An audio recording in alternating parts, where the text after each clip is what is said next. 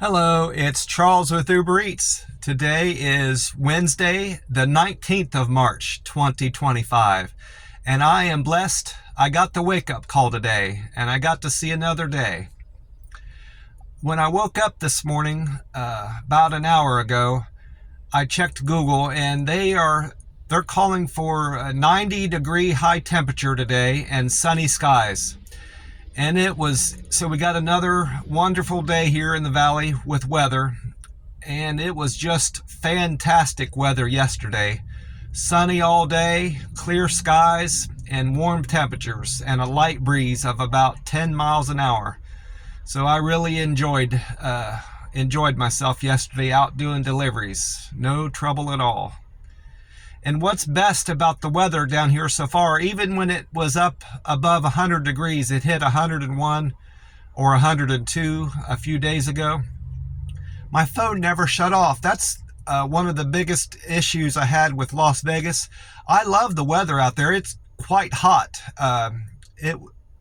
Las Vegas hit one of its hottest temperatures while I was out there. I think 120 degrees. It was late in the summer. But anyway, that's mostly why I moved out of there. Cost of living was relatively cheap. I was doing fine, with my Uber Eats income, making my rent and being able to eat and afford gas and everything. But my phone started shutting off to save the battery, I suppose. And that was interrupting my income, of course, with the app. So I went in and I talked to one of the AT&T agents, and they explained to me, why the phone does that. And she said, I asked him if I should upgrade my phone to something else, and she said, well, you're just going to have the same issue with your battery getting too hot and your phone shutting off to protect the battery. So that's 90% of the reason why I decided to move out of Las Vegas. And I wasn't intending on staying there long term anyway, so I just up and moved to Oklahoma. And now I'm here in McAllen. I mentioned I had a good delivery day. I had a little bit of a goof up on my part again. Not a big deal. I had a double for Dairy Queen and El Itacate, this Mexican restaurant chain that's down here. I originally had the El Itacate order in my DoorDash bag and the Dairy Queen order sitting out. But then it occurred to me on the way to the El Itacate delivery, I probably should switch the two of them because I got stuck at this customer's gate. He told me what his entry code was. When I got up to the gate, it wasn't one of those push button deals, the security keyboard. It was a touch screen.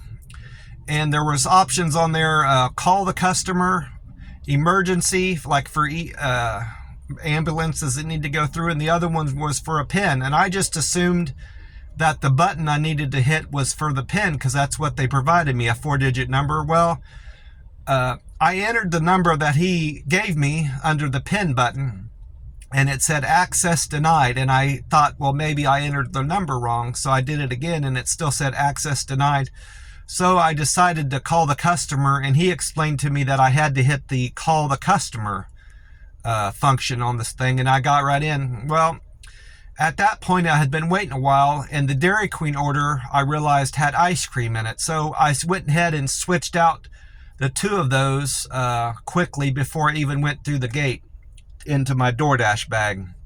I need to be more mindful of that, especially now that it's getting hotter here in McAllen, to make better use of my DoorDash bag, because I've only got one, and I need to prioritize, what items go in there to better suit, the needs of the customer and what I'm carrying with me. But while I'm thinking of my DoorDash bag, that bag that I just got a few weeks ago has already gotten a rip in it. It's not really a rip. It's where the seam has already come apart along the side. I had some duct tape in my room that I've put duct tape along the inside, and I'm hoping that holds it for a while. I've also got some needle and thread that I'm considering, mending the bag on the outside. I initially had thought about putting the duct tape on the outside, but that wouldn't look too presentable for the customer and look kind of tacky.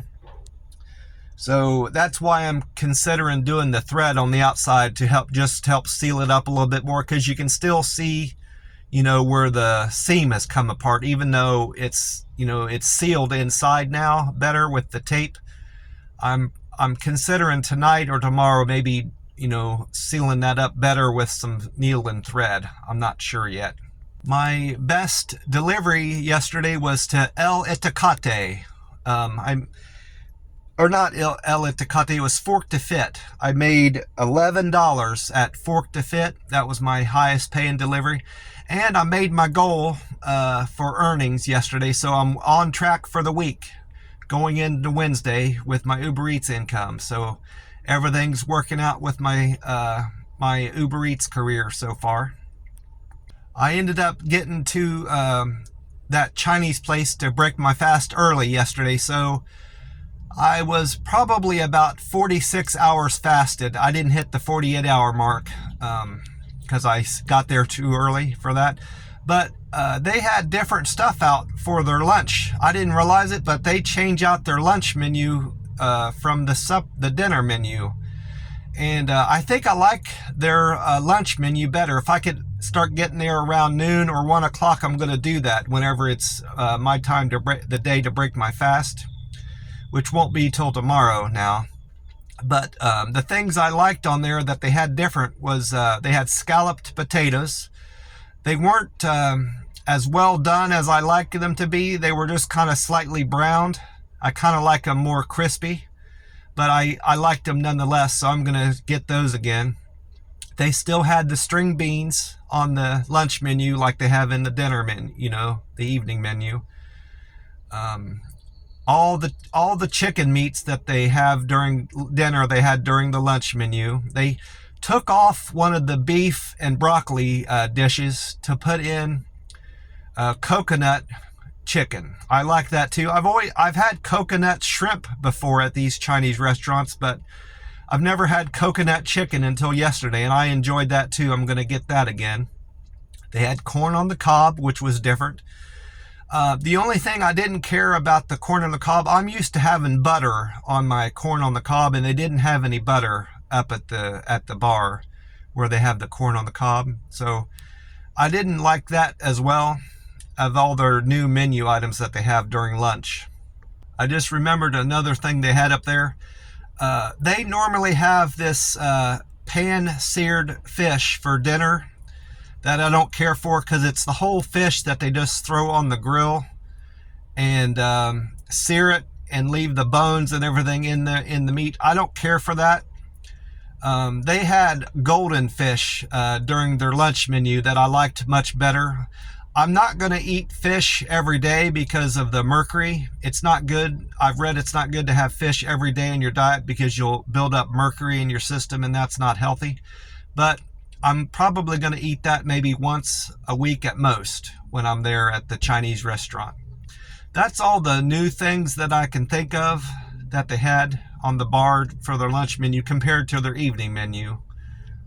Well, after eating, I got back to my apartment where my house I'm living in, and they had left all the bedroom doors open after taking pictures. I suppose that was to let us all know that they were done for the day, because had we gotten back and all the doors were still closed, we might have been wondering if they hadn't shown up yet. So that was nice of them to do that, I suppose. And none of my stuff seemed to be disturbed. Everything was in the same position I left it before.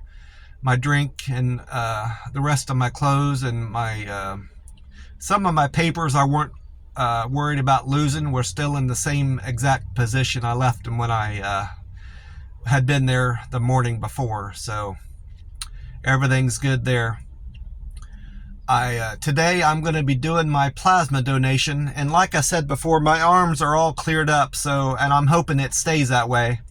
I think The biggest part about keeping the bruising off my arm is who's administering the needle. I had never had that girl that did it on Friday. I'd never had her do the plasma donation for me before, and I think that was the biggest part in keeping the bruising away. She was very skilled at inserting the needle, so I'm going to try to see if I can get her again. I heard one guy asking for a particular person to do the injection. So that's a common thing to ask for a certain person when you get to the plasma center to do the blood draw. So I'm gonna see if I can do that when I get there this evening or this afternoon, whatever time I show up there. Well, I want to remind you all to stay hydrated and drink plenty of water today. God bless you all, and I will talk to you soon.